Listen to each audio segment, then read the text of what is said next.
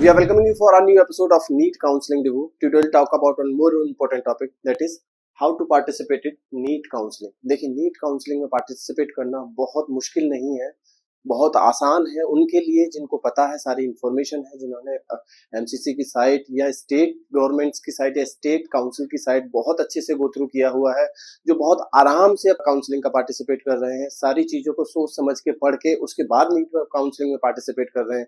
काफी टफ या मुश्किल उनके लिए हो सकता है जो जल्दबाजी में जिन्होंने अपनी काउंसलिंग में पार्टिसिपेट किया है या बिना पढ़े सारी काउंसलिंग में पार्टिसिपेट करने की कोशिश कर रहे हैं।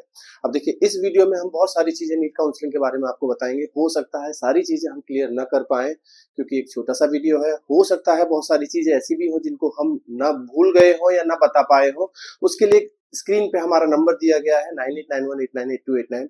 इस पे आप कभी भी कॉल करके या व्हाट्सएप करके फ्री ऑफ कॉस्ट कोई भी चीज नीट काउंसलिंग के रिगार्डिंग कुछ भी चीज अगर पूछना है तो आप पूछ सकते हैं। इन केस अगर आपने हमसे 1-to-1 लास्ट तक काउंसलिंग कराना है या काउंसलिंग में हेल्प चाहिए तो उसके लिए हमारे नॉमिनल चार्जेस पे करके आप हमारी हेल्प ले सकते हैं और नीट काउंसलिंग में आप पार्टिसिपेट अपने आप को हमारे थ्रू करा सकते हैं। आप खुद से भी पार्टिसिपेट कर सकते हैं हमारी हेल्प के थ्रू।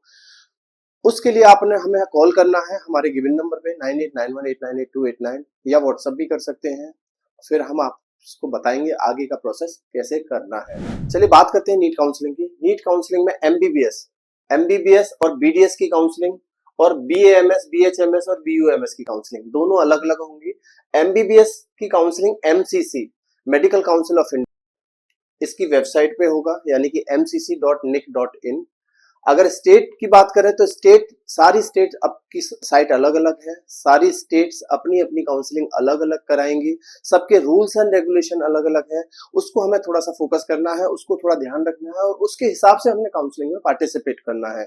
अगर मैं एमसीसी की बात करूं, एमबीबीएस की काउंसलिंग mcc.nic.in पर होगा। स्टेट गवर्नमेंट की सबकी वेबसाइट अलग अलग है, वो हम अगले नेक्स्ट वीडियो में हर एक स्टेट वाइज आपको बताने की कोशिश करेंगे। अगर हम बात करें बीएएमएस यानी कि आयुर्वेदा, बीएचएमएस मतलब होम्योपैथी, बीयूएमएस मतलब यूनानी मेडिसिन, इनकी सबकी काउंसलिंग एएसीसीसी बॉडी है वो कराएगा और स्टेट अपनी खुद से अलग अपनी काउंसलिंग कराएंगे। चलिए एमसीसी किसकी काउंसलिंग कराएगा? एमसीसी यानी कि all India quota counselling, MCC medical counselling committee किसकी काउंसलिंग कराएगा?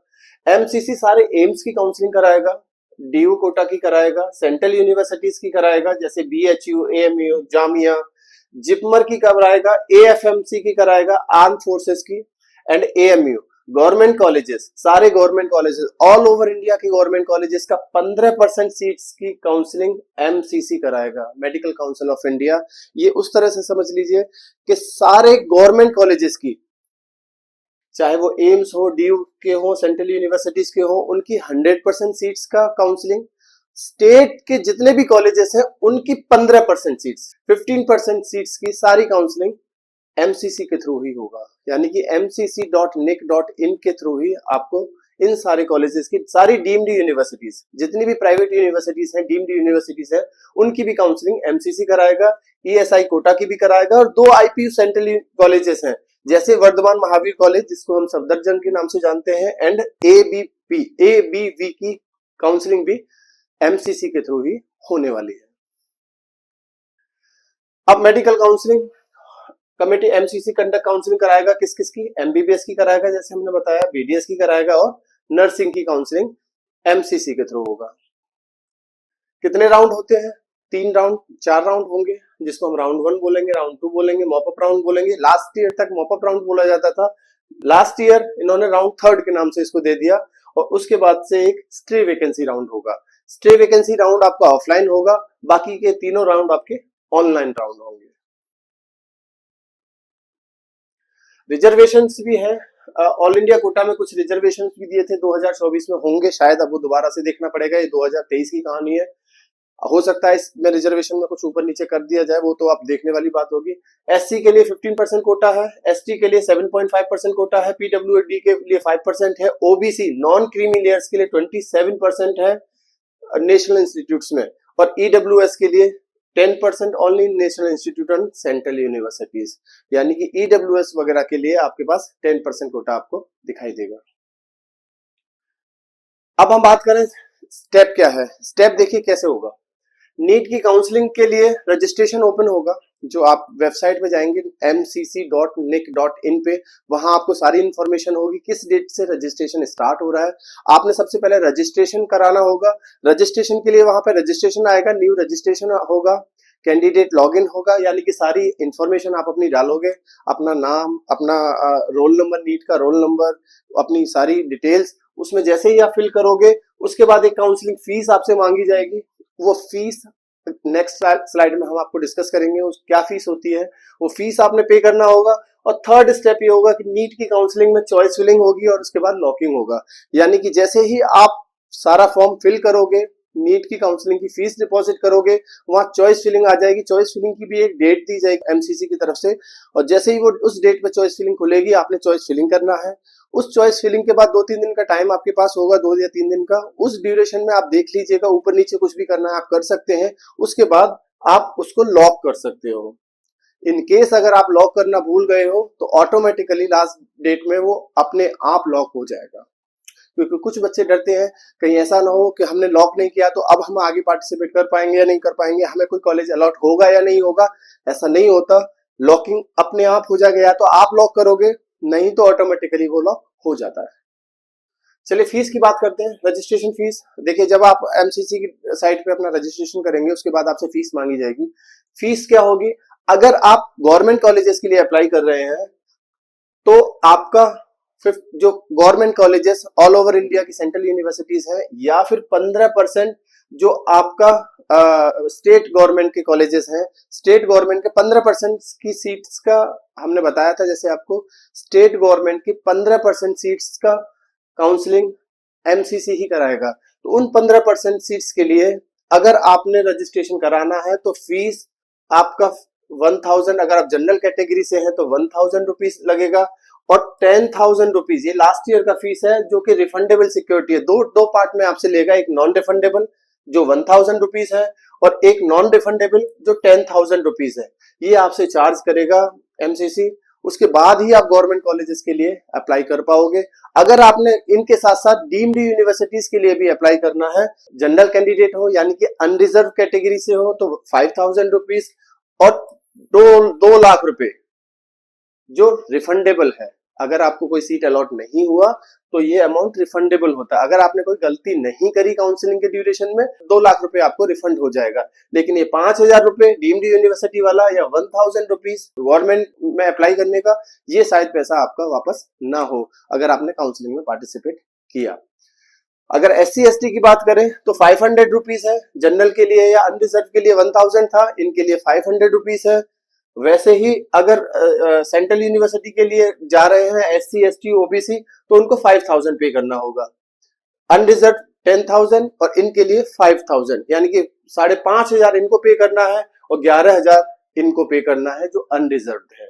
अगर यही SC ST अगर डीम्ड यूनिवर्सिटी के लिए जाते हैं तो 5000, इसमें कोई चेंजेस नहीं था लास्ट ईयर, और ये 20,000, यानी कि डीम्ड यूनिवर्सिटी के लिए उनको सिर्फ 20,000, यानी कि 20,000 और 5,000 25,000 इनको पे करना होगा अगर इन्होंने पार्टिसिपेट करना है government colleges as well as deemed university में।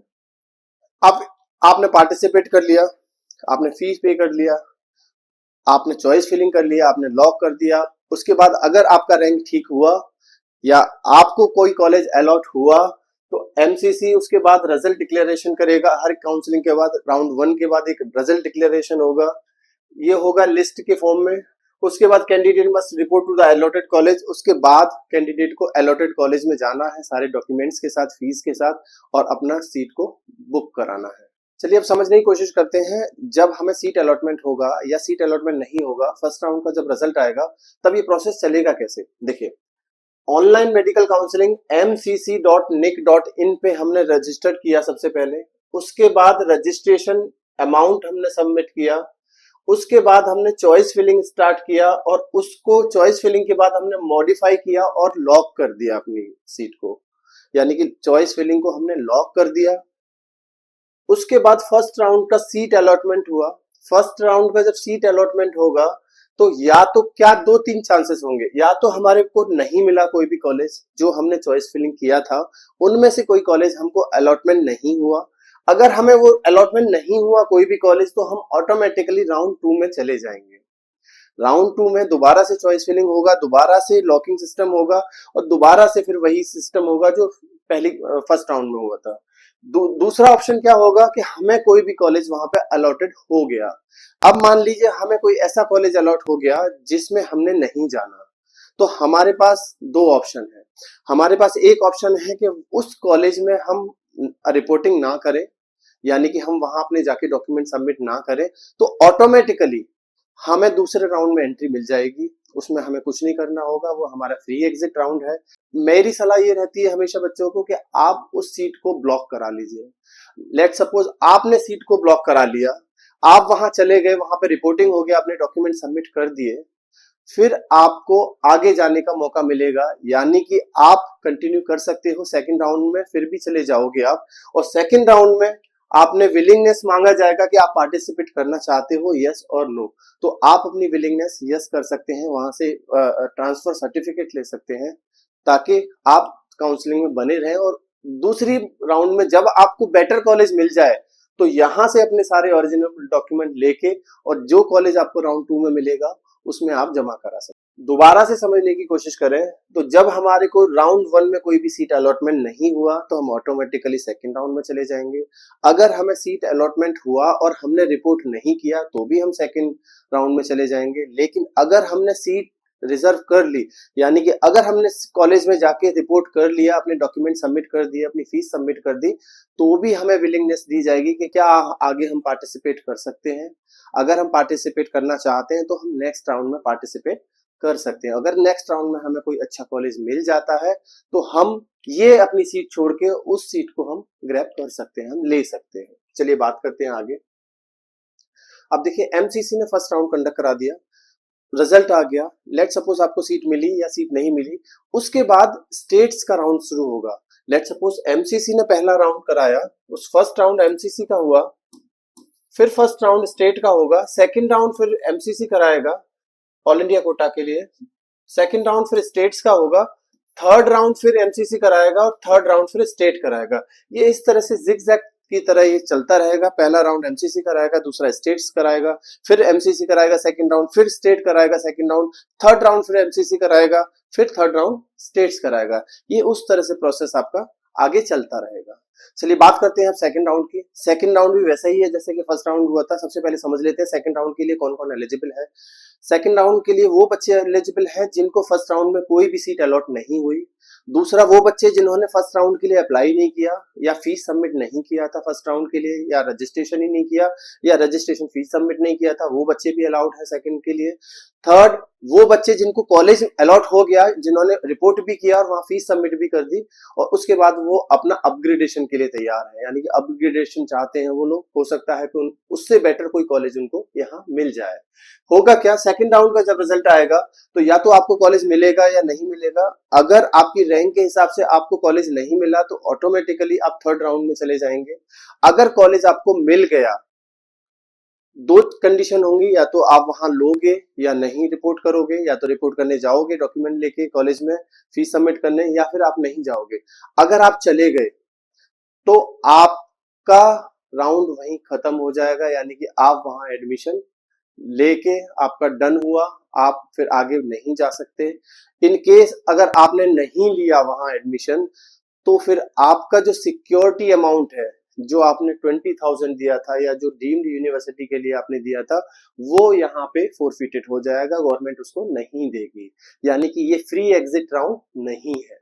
चलिए अब बात कर लेते हैं थर्ड राउंड की। थर्ड राउंड में क्या होगा, थर्ड राउंड में कौन कौन पार्टिसिपेट कर सकता है। थर्ड राउंड में वो बच्चे पार्टिसिपेट कर सकते हैं जिन बच्चों को अभी तक कोई कॉलेज अलॉट नहीं हुआ, या वो बच्चे पार्टिसिपेट करते हैं जिन बच्चों ने अभी तक कहीं भी पार्टिसिपेशन नहीं किया, यानी कि उन्होंने ना एनरोलमेंट किया, ना फीस सबमिट करी, रजिस्ट्रेशन किया, वो सारे बच्चे यहाँ पार्टिसिपेट कर सकते हैं। इसको मॉप अप राउंड के नाम से भी जाना जाता था पहले, अभी इसको थर्ड राउंड के नाम से भी जाना जाता है। सारे बच्चे पार्टिसिपेट कर सकते हैं। थर्ड राउंड में प्रॉब्लम क्या होगा कि थर्ड राउंड में अगर आपको सीट अलॉट नहीं हुआ तो आप स्टे वैकेंसी राउंड में चले जाएंगे। लेकिन अगर थर्ड राउंड में आपको सीट अलॉट हो गया आपने वो एक्सेप्ट नहीं किया, यानी कि आप डॉक्यूमेंटेशन के लिए या फीस सबमिट करने के लिए कॉलेज नहीं गए, तो फिर अब आप स्टे वैकेंसी राउंड में नहीं जा सकते, क्योंकि स्टे वैकेंसी राउंड का कोई भी नया रजिस्ट्रेशन या नई फीस सबमिट नहीं होती। स्टे वैकेंसी राउंड में सिर्फ वही बच्चे पार्टिसिपेट करेंगे जिनको अभी तक कोई कॉलेज अलॉट नहीं हुआ। नंबर 2, आपको अगर कॉलेज मिल गया, आपने वहां जाके डॉक्यूमेंटेशन कर दिया, फीस सबमिट कर ली, सारे वहां पे विजिट कर लिया, उसके बाद भी आपका राउंड खत्म हो जाएगा, यानी कि अब आप आगे नहीं बढ़ सकते, अब आप स्टे वैकेंसी राउंड में नहीं जा सकते। स्टे वैकेंसी राउंड के लिए खुद से कॉल आएगा डीम्ड यूनिवर्सिटी का बच्चों के पास, वो कॉल करके पूछ सकते हैं, या फिर नोटिफिकेशन भी जारी हो सकता है, उसमें आप भी जाके पता कर सकते हैं। स्टे वैकेंसी राउंड के लिए फिजिकली कैंपस में प्रेजेंट होना जरूरी है, और वहां जाके ही आपको सीट का अलॉटमेंट होगा, सारे डॉक्यूमेंटेशन वहीं पे होगा। चलिए बात कर लेते हैं क्या क्या डॉक्यूमेंटेशन होगा। The following document will be required during the NEET counselling. अब नीट का एडमिट कार्ड आपके पास होना चाहिए, नीट का रिजल्ट आपके पास होना चाहिए, रैंक लेटर होना चाहिए, क्लास 10th का सर्टिफिकेट मार्कशीट होनी चाहिए, क्लास 11 सर्टिफिकेट मार्कशीट होनी चाहिए, 12th का सर्टिफिकेट मार्कशीट होनी चाहिए, फोटोग्राफ्स होने चाहिए, नीट का सीट अलॉटमेंट लेटर होना चाहिए, प्रूफ ऑफ आइडेंटिटी यानी कि Aadhaar card, PAN card, passport, driving licence कुछ भी एक होना चाहिए, माइग्रेशन सर्टिफिकेट आपके पास होना चाहिए। कुछ और सर्टिफिकेट है जैसे कैटेगरी सर्टिफिकेट, अगर आपने किसी कैटेगरी के लिए अप्लाई किया है तो आपके पास कैटेगरी सर्टिफिकेट होना चाहिए, और ये पहले से ही प्रिपेयर करा लेना, लास्ट मोमेंट के लिए नहीं बैठना। पीडब्ल्यूडी सर्टिफिकेट अगर एप्लीकेबल है तो डोमिसाइल सर्टिफिकेट, अब अगर जिस स्टेट की काउंसलिंग में आप पार्टिसिपेट करने जा रहे हैं उस स्टेट का डोमिसाइल सर्टिफिकेट भी बनवा लेना, ये भी काफी देर से बनता है, काफी टाइम टेकिंग है, इसलिए पहले से ही बनवा के रखना, लास्ट मोमेंट के लिए इंतजार नहीं करना इस सर्टिफिकेट के लिए। गैप सर्टिफिकेट ये थोड़ा आसानी से बन जाएगा। बॉन्ड एंड एफिडेविट, स्कूल की टीसी भी पहले से निकलवा लीजिएगा। Medical certificate, character certificate, all document of the previously education, BSc जो भी आपने किया है सब कुछ आपके पास होना चाहिए at the time of admission. आप ऐसे नहीं कह सकते किसी भी कॉलेज को कि ये डॉक्यूमेंटेशन मेरे पास नहीं है और आप मेरा एडमिशन ले लीजिए, आपके पास एडमिशन के टाइम पे सारे डॉक्यूमेंटेशन प्रॉपर होना चाहिए। चलिए ये था हमारा छोटा सा वीडियो नीट काउंसलिंग के लिए। इफ इन केस कुछ चीजें भूल गए हैं, कुछ चीजें नहीं बता पाए इस वीडियो में, तो आप हमें कॉल और व्हाट्सएप करके पूछ सकते हैं। स्टेट की काउंसलिंग के लिए भी हम अपने वीडियोस इस चैनल पे डालते रहेंगे, उसके लिए आप हमें सब्सक्राइब कर लीजिए, लाइक कर लीजिए, शेयर कर दीजिए फ्रेंड दोस्तों के साथ। अगर फिर भी कुछ और पूछना है जो आप के मन में है, कुछ डाउट्स हैं, तो आप हमें हमारे गिवन नंबर पे या कॉल कर सकते हैं या व्हाट्सएप कर सकते हैं और आप हमसे पूछ सकते हैं। Thank you.